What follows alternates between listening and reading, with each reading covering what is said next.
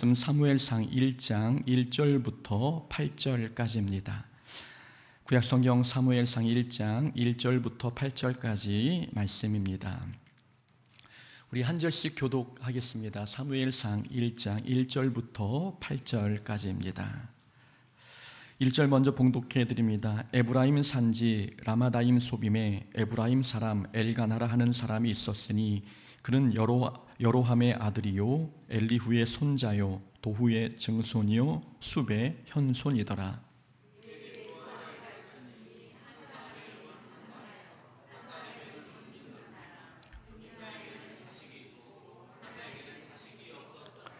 이 사람이 매년 자기 성읍에서 나와서 실로에 올라가서 만군의 여호와께 예배하며 제사를 드렸는데 엘리의 두 아들 홈니와 비느하스가 여호와의 제사장으로 거기에 있었더라.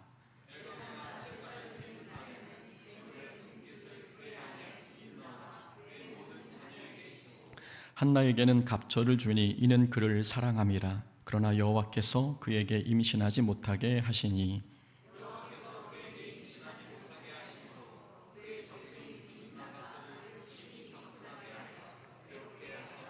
매년 한나가 여호와의 집에 올라갈 때마다 남편이 그같이 하매 분인나가 그를 격분시키므로 그가 울고 먹지 아니하니 그의 남편 엘가나가 그에게 이르되 한나여 어찌하여 울며 어찌하여 먹지 아니하며 어찌하여 그대의 마음이 슬프냐 내가 그대에게 10 아들보다 낫지 아니하냐 하니라. 아멘. 오늘 사무엘상 1장 1절부터 8절까지 말씀 통해서 사람에게 풀지 말고 하나님께 풀라라는 제목으로 말씀 함께 나눕니다. 오늘부터 수요일마다 사무엘서를 살펴보고자 합니다.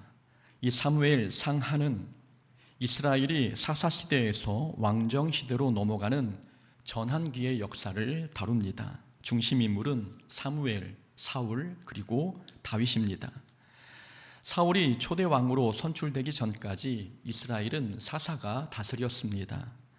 사사가 다스리는 시대를 사사시대라고 부르는데 이 사사시대는 이스라엘이 왕이 없던 시기에 하나님께서 일시적으로 한 지도자를 세워 이스라엘을 통치한 시기를 말합니다. 우리가 잘 알고 있는 인물 삼손, 기드온, 드보라 이런 인물이 사사시대에 활동했던 사람들입니다. 사무엘상에 나오는 엘리와 사무엘도 제사장 겸 사사였습니다. 사무엘이 이스라엘의 마지막 사사라고 할 수 있지요. 사사시대는 외형적으로는 부족국가였지만 내용적으로는 하나님께서 다스리시는 신정국가였습니다. 사무엘상에서 이스라엘의 왕이 선출되면서 이스라엘이 부족국가에서 왕정국가로 전환되지만 그렇다고 해서 하나님께서 통치하시는 신정국가 형태가 끝난 것은 아닙니다. 하나님께서 왕을 직접 세우심으로 신정정치는 왕을 통해 계속되었고 왕은 하나님의 대리 통치자가 되었습니다. 시대가 바뀌고 국가 형태가 달라졌어도 이스라엘은 여전히 하나님의 통치를 받았습니다. 이것은 우리도 상황과 여건이 달라져도 언제나 하나님의 통치를 받아야 한다는 사실을 가르쳐 줍니다. 과학이 발달하고 여러 철학과 학문이 발달한 21세기에도 하나님은 여전히 우리의 왕이십니다. 이스라엘이 하나님의 통치를 받아야 평안했던 것처럼 우리도 하나님의 통치를 받으며 말씀대로 살아갈 때 삶이 형통해집니다. 사무엘상하, 역대상하는 이렇게 하나님의 통치를 받아야 삶이 평안하다는 교훈을 가르쳐주는 성경입니다. 사무엘상은 사사기와 역사적으로 연결되어 있습니다. 사사기 마지막 장 마지막 절에 보면 그때에 이스라엘에 왕이 없으므로 사람이 각기 자기의 소견에 옳은 대로 행하였더라 라는 말씀이 나옵니다. 사람이 각기 자기의 소견에 옳은 대로 행하였더라. 사사시대의 영적 상태가 어떠한지 보여주고 있는 구절입니다. 사사시대 말에 이스라엘은 하나님을 버리고 우상을 섬김으로 인해 종교적으로 또 도덕적으로 타락한 상태였습니다. 사무엘상은 바로 이러한 영적 분위기에서 시작되고 있습니다. 오늘 본문은 사무엘이 태어나기 전 사무엘의 어머니 한나에 관한 이야기입니다. 줄거리를 간략하게 살펴보면 에브라임 산지의 라마다임 소빔이라는 곳에 엘가나가 살고 있었습니다. 엘가나는 장차 사무엘 선지자의 아버지가 될 인물입니다. 1절에서 엘가나가 에브라임 산지에 살고 있다고 되어 있는데, 그렇다고 해서 엘가나가 에브라임 지파 사람이라는 말은 아닙니다. 엘가나는 레위 지파 사람입니다. 우리가 여호수아에서 살펴보았듯이 레위 지파는 가나안 땅에서 땅을 분배받지 않고 가나안 전역에 흩어져 살았습니다. 그래서 엘가나는 레위 지파였지만 에브라임 지파 땅에 살고 있었던 것입니다. 사무엘이 태어난 후에 사무엘이 이스라엘의 제사장이 되지 않습니까? 엘가나가 레위 지파 사람이 아니었다면 그 아들 사무엘은 제사장이 될 수 없었을 것입니다. 제사장은 반드시 레위 지파 사람들만 될 수 있었기 때문입니다. 따라서 1절에 기록된 이 간략한 족보는 사무엘이 레위 지파 출신임을 보여주고 사무엘이 제사장이 될 수 있는 근거를 설명해 주고 있는 것입니다. 엘가나에게는 한나와 브닌나라고 하는 두 아내가 있었습니다. 엘가나가 두 아내를 두었다고 해서 하나님께서 일부 다처제를 허락하시는 것은 아닙니다. 하나님의 창조 섭리는 오직 일부 일처제였습니다. 그러나 인간의 타락으로 일부 일처제가 무너졌고 가나안 땅에 들어온 이스라엘 백성들도 가나안 족속의 영향을 받아 여러 아내를 두게 되었습니다. 일부 다처제는 늘 가정 안에 갈등과 분열을 불러왔습니다. 아브라함의 두 아내 사라와 하갈 사이의 긴장, 그리고 야곱의 두 아내 레아와 라헬 사이의 경쟁만 보더라도 일부 다처제가 몰고 온 폐해는 분명합니다. 오늘 본문의 엘가나의 가정도 마찬가지였습니다. 6절에 보면 엘가나의 두 번째 아내 브닌나는 한나를 격분하게 했다는 내용이 나옵니다. 브닌나가 한나를 괴롭혔다는 말인데 이유는 두 가지 때문이었습니다. 하나는 브닌나의 우월감 때문이었습니다. 브닌나는 자식이 있고 한나에게는 자식이 없자 브닌나는 한나를 무시하고 괄시했습니다. 하갈이 이스마엘을 임신하자 자기의 주인 사라를 무시했던 것처럼 브닌나도 우월감에 빠져 한나를 괴롭혔습니다. 또 다른 이유는 한나에게 남편의 사랑을 빼앗겼다는 생각 때문이었습니다. 한나가 자녀가 없음에도 불구하고 남편 엘가나가 한나를 사랑하자 브닌나는 질투에 못 이겨 한나를 괴롭혔습니다. 여기까지가 오늘 본문의 내용입니다. 오늘 본문에서 핵심이 되는 구절이 있습니다. 5절입니다. 여호와께서 그에게 임신하지 못하게 하시니, 여호와께서 그에게 임신하지 못하게 하시니. 5절에서 강조하는 것은 한나를 임신하지 못하게 하신 주체가 하나님이시라는 사실입니다. 한나가 임신하지 못한 것은 한나의 잘못이 아니라 하나님께서 하신 일입니다. 이 말은 하나님께서 특별한 계획과 목적을 위해 한나의 상황에 개입하셔서 임신하지 못하게 하셨다는 뜻입니다. 우리는 여기서 하나님은 하나님의 뜻을 위해 때로 우리에게 결핍을 허락하신다는 교훈을 얻게 합니다. 한나는 앞으로 사무엘이라는 아들을 낳을 예정이었습니다. 한나를 통한 사무엘의 출생, 이것이 한나를 향한 하나님의 계획이었지요. 사무엘은 영적으로 타락한 이스라엘을 바른 길로 인도할 영적 지도자였습니다. 또한 사무엘의 가장 중요한 역할은 하나님께서 택하신 왕에게 기름을 붓는 사명이었습니다. 이러한 중대한 사명을 감당할 사무엘이 한나의 몸에서 태어날 예정이었습니다. 그래서 하나님께서는 한나를 영적으로 준비하게 하셨습니다. 한나에게 자녀를 낳지 못하게 하셔서 그 기간 동안 기도하게 하셨고 하나님의 복을 담을 만한 믿음의 그릇을 미리 준비하게 하셨습니다. 자녀를 낳지 못하게 한 것은 하나님의 계획의 일부였습니다. 이렇게 하나님께서는 하나님의 뜻을 위해 우리에게 결핍을 허락하십니다. 결핍은 실패나 죄의 결과도 아니고 하나님의 심판도 아닙니다. 결핍은 하나님께서 우리를 영적으로 준비하게 하시는 훈련의 과정입니다. 성경의 인물들을 봐도 하나님의 일꾼들은 풍족함 속에서 훈련받지 않았습니다. 모두 육체적인 결핍이나 심적인 결핍, 때로는 환경적인 결핍 속에서 훈련받았습니다. 남을 속이는 것이 습관이었던 야곱은 외삼촌 라반의 집에서 육체적인 고생을 통해 훈련받았습니다. 불편한 환경과 박대라고 하는 결핍 속에서 하나님의 사람으로 성장했던 것입니다. 요셉도 하나님의 사람으로 성장하기 위해 삶의 여러 결핍을 경험했습니다. 요셉은 버림받는 상처에서 오는 마음의 결핍과 아버지와 헤어져야 하는 사랑의 결핍을 경험했습니다. 억울한 노예 생활과 감옥 생활이라고 하는 정신적인 결핍도 경험했습니다. 그런 결핍을 통해 요셉은 마음도 생각도 믿음도 성장했습니다.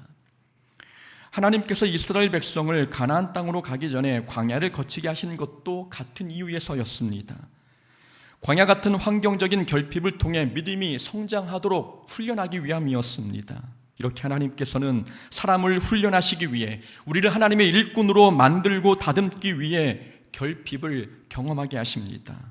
물질, 건강, 사업, 사람과의 관계, 여러 면에서 결핍이 있게 하셔서 우리로 하여금 하나님의 계획으로 한 걸음 더 내딛게 하십니다. 그러니 삶에 무엇인가 결핍되어 있는 부분이 발견된다면 그럴 때 불평하거나 원망하지 않아야 합니다. 그 결핍은 하나님의 계획의 일부분이기 때문입니다. 바울도 경체적 결핍을 통해 자족하는 믿음을 훈련받았습니다. 모세도 바로의 궁궐에서 광야로 쫓겨남으로 인해 하나님의 일꾼으로 훈련받았고, 다윗도 사울에게 쫓겨다니면서 믿음의 사람으로 성장했습니다. 하나님께서 풍족하고 안락한 삶의 자리에서 낮고 천한 결핍의 자리로 끌어내리시는 이유는 우리를 믿음의 사람으로 훈련하기 위함입니다. 우리도 기도해도 응답이 없고 신앙생활을 열심히 해도 채워지지 않는 허전함이 있을 수 있습니다.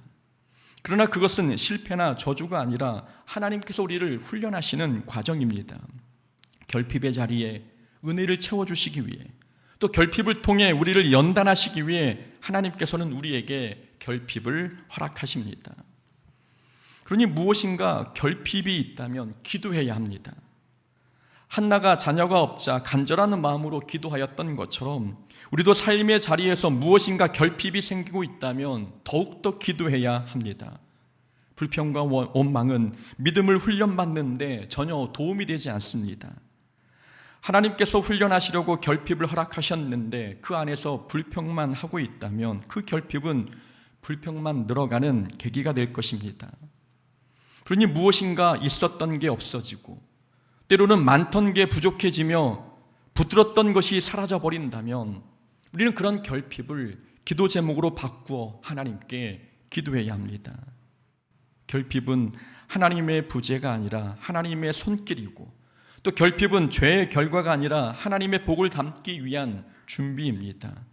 결핍은 우리를 연단하시는 하나님의 훈련 방법이니 이 결핍 속에서 믿음을 더욱 성장시키는 그런 믿음의 사람이 되어야 합니다. 오늘 본문에서 저에게 은혜가 되는 부분은 한나가 하나님을 예배하러 실로에 올라갔다는 사실입니다. 하나님께서 자신에게 자녀를 허락하지 않으셨는데 한나는 하나님을 예배하러 갔습니다. 하나님을 예배하러 실로에 올라가면 분인나가 자신을 괴롭히는데도 한나는 예배의 자리를 멀리하지 않았습니다. 우리는 여기서 예배 자리는 마음이 평안하지 않아도 찾아와야 한다는 것을 가르쳐 줍니다. 한나는 자녀가 없는 아픔이 있었지만 하나님을 예배하는 일에 빠지지 않았습니다. 3절에 보니 실로에는 제사장 엘리의 두 아들 홈니와 비느하스가 제사장의 직무를 감당하고 있었습니다. 한나와 비교되는 장면이지 않습니까? 한나는 자녀가 없어서 매일을 슬픔 속에서 사는데 누구는 아들이 둘씩이나 있고 그 아들들이 모두 하나님의 일을 감당하고 있습니다.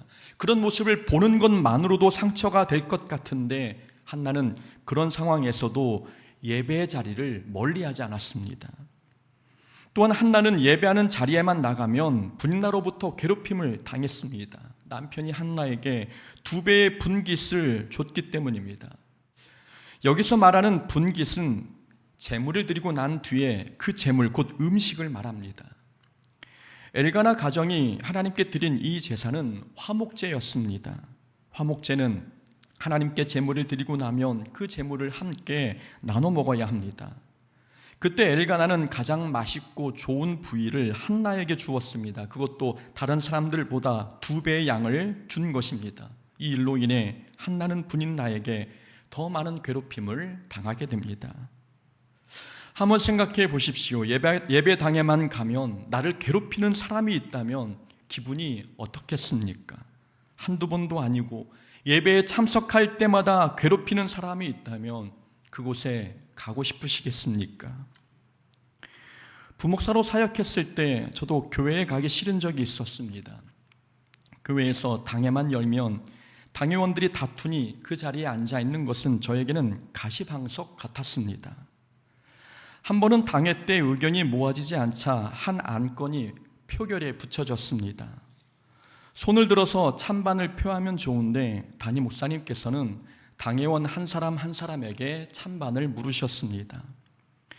목사님은 목사님의 오른쪽 사람부터 의견을 물으셨고 오른쪽부터 차례로 대답하시면서 목사님의 맨 왼쪽에 앉아있던 저에게 차례가 왔습니다. 제 옆 사람까지 표결 결과는 4대4 동점이었습니다.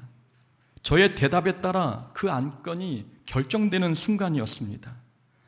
조금 전까지 이 안건 때문에 당회가 편을 갈라 싸웠는데 저의 대답에 따라 표결이 결정되는 상황이었죠. 제 심정이 어떠했겠습니까? 그런 일이 당회 때마다 반복해서 일어나는 것입니다. 비밀 투표를 하시든지 아니면 왼쪽부터 물으시든지 한꺼번에 손을 들어 표를 하시면 저의 표가 감춰질 텐데 꼭 오른쪽부터 돌아서 마지막 저에게 순서가 돌아오는 겁니다. 당회가 있는 날에 교회에 가고 싶겠습니까? 한나가 그런 심정이었을 것입니다. 한나도 예배의 자리에만 가면 마음이 편치 않았습니다. 한나는 개인적인 문제만으로도 마음이 힘든 사람입니다. 그런데 옆에서 아무 이유 없이 괴롭히는 분인나가 있었습니다. 7절을 보니 분인나는 한나의 마음이 격분할 정도로 괴롭혔고 그로 인해 한나는 울며 눈물을 뽑아내느라 음식도 제대로 먹지 못했습니다.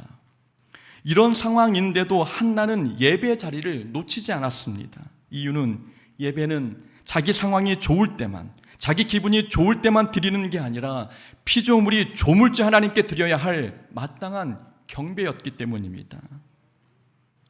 오늘 예배에 나오셨다고 해서 우리 모두 마음이 평안한 것은 아닐 것입니다. 마음이 괴롭고 힘든 분이 계실 것이고 어떤 분은 건드리기만 하면 눈물이 쏟아질 것 같은 그 정도의 아픔을 겪는 분도 계실 것입니다. 겉으로는 은혜로운 모습으로 예배를 드리지만 마음에는 근심과 걱정이 가득한 분도 계실 것입니다. 그런데도 우리가 이 예배 자리에 나온 이유는 예배는 감정이 어떠하든 우리의 상황이 어떠하든 반드시 하나님께 드려야 하는 것이기 때문입니다. 하나님의 이름은 우리의 형편과 상관없이 거룩히 여김을 받으셔야 합니다. 하나님은 우리의 상황과 무관하게 높임을 받으셔야 하고 우리의 기분과 상관없이 하나님은 항상 영광을 받으셔야 합니다. 그래서 예배 자리는 우리의 마음이 평안하지 않아도 반드시 찾아 나와야 합니다. 그런 모습이 하나님께서 원하시는 참된 예배자의 모습입니다. 그러니 우리의 마음 상태가 어떠하든 우리는 예배 자리를 지켜야 합니다. 상황이 좋을 때만 하나님을 예배하지 말고 형편이 풀릴 때만 하나님을 찾지 말고 한나처럼 울더라도 하나님 앞에 나와 울어야 하고 속상해도 예배 자리에 나와서 그 마음을 하나님께 쏟아내야 합니다.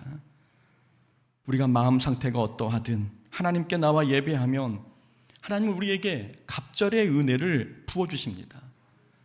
한나가 예배 자리에서 남편으로부터 2배의 분깃을 받은 것처럼 우리가 힘들어도 예배 자리를 지킨다면 우리의 신랑 되신 예수님께서 우리에게 2배의 은혜를 허락하실 것입니다. 욥은 하루아침에 재산과 자녀를 다 잃었어도 하나님을 예배했습니다. 주신 이도 여호와시요 거두신 이도 여호와시오니 여호와의 이름이 찬송을 받을지어다. 이런 상황에도 하나님을 예배했더니 하나님께서는 욥에게 2배의 복을 허락하셨습니다. 바울과 실라도 감옥 안에서 하나님을 찬송하며 예배했습니다. 하나님을 예배한 결과 옥문이 열리고 영혼이 구원받는 놀라운 은혜를 체험했습니다. 우리가 모든 상황에서 하나님을 예배할 때 이렇게 하나님께서는 모든 상황에서 우리가 은혜를 경험할 수 있도록 허락해 주십니다.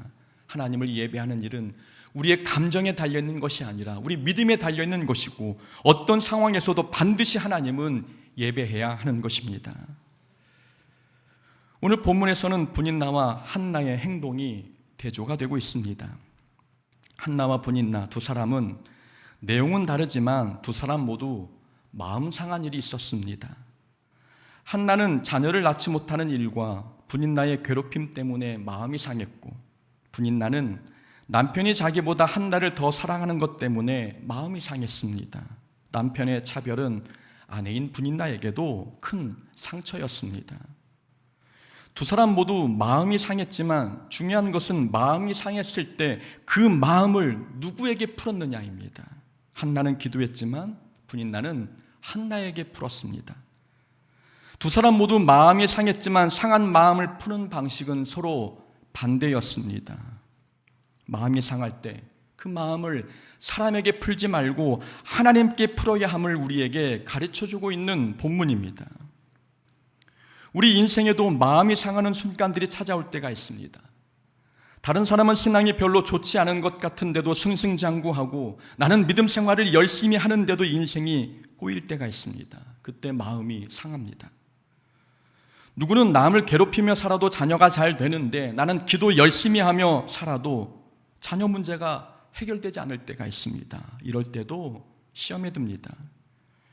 교회만 가면 비교당하고 말로 상처 입으며 억울한 취급을 당할 때도 있습니다. 그럴 때 마음이 괴롭고 무너집니다.